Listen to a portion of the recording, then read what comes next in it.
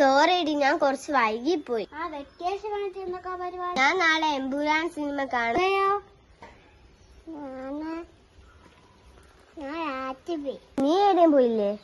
ഞാൻ മറ്റന്നാള് ബീച്ചിൽ പോകും. എന്നാ വാ, അമ്മ കഥ പറഞ്ഞാ മതിയോ? വാ പോയി കഴിക്കാം.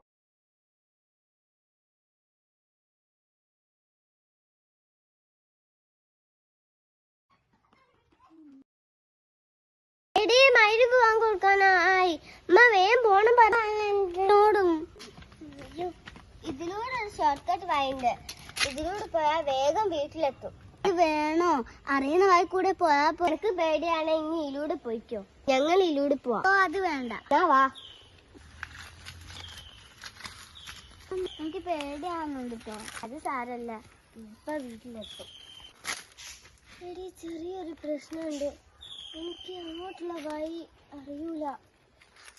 വഴി തെറ്റിപ്പോയിന്ന് തോന്നുന്നു. വഴി തെറ്റാനോ? എടി സോറി. നമ്മൾ എന്ത് ചെയ്യും? എനിക്ക് അറിയൂലടി. നിന്നോട് ഞാൻ എപ്പോഴേ പറഞ്ഞല്ലേ അറിയാത്ത വഴി കൂടെ വരാൻ. സോറി എടി. കുറച്ച് കുട്ടികൾ ഇവരെന്താ ഈ സമയത്ത് ഇവിടെ? ഇത് ഒരു താത്ത.